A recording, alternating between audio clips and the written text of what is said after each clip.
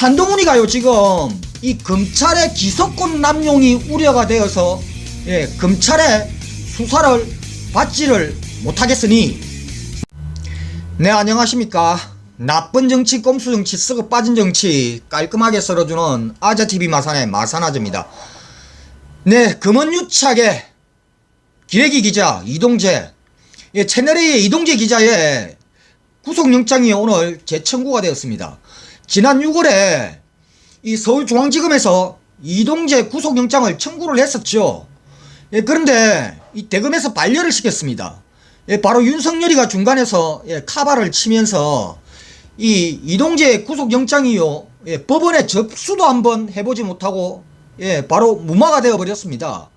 그런데 오늘 서울중앙지검에서요 다시 구속영장을 재청구를 했고 7월 17일에 영장실질심사를 통해서 구속 여부가 결정이 됩니다.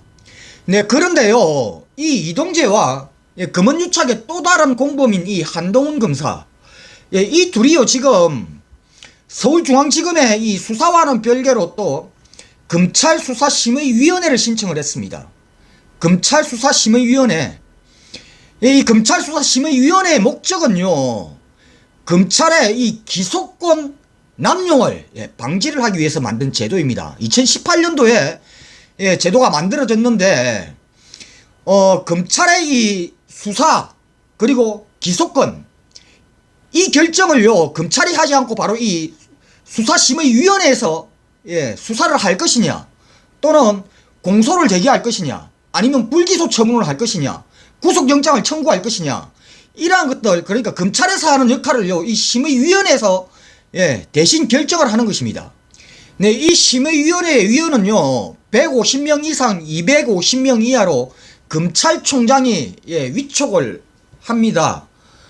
개별 사건이 생기게 되면은 이 150명에서 250명 사이의 이 위원들 중에서 무작위로 15명을 선정을 해서 그 개별 사건에 심의를 한다라고 합니다. 그런데 이 심의위원회의 결정은요 그냥 권고사항이라 검찰이 이 심의위원회의 결정을 굳이 반드시 따라야 할 의무는 없다라고 합니다. 그런데 2018년도 제도가 생긴 이후에 검찰은 지금까지 이 심의위원회의 결정을요 그대로 따라왔다고 합니다. 바로 이 검찰수사심의위원회의 목적이 제가 앞서 말씀드렸듯이 검찰의 기소권 남용을 방지하는 것이 바로 이 검찰수사심의위원회의 주 목적입니다. 네, 그런데 이 한동훈이가 지금 검찰의 수사심의위원회를 신청을 했다. 네, 웃기지 않습니까 이거?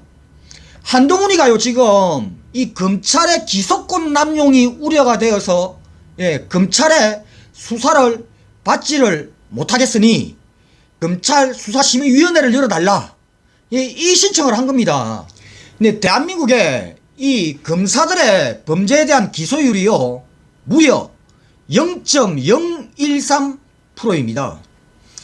한마디로 대한민국의 검사는 그 어떠한 범죄를 저질러도 기소가 되지 않는다는 것입니다. 0.013%, 한마디로 제로입니다. 제로. 검사들의 이 기소율이요, 하물며 김학의와 같이 명백한 동영상 증거가 있는데도 불구하고, 성폭행에 대한 동영상 증거가 있는데도 불구하고 불기소 처분을 때렸죠 검찰이요. 그런데 지금 이 한동훈이가요 바로 검사 기소율 0.013%, 이게 겁이 나서 검찰 수사를 받지를 못하겠다고 합니다.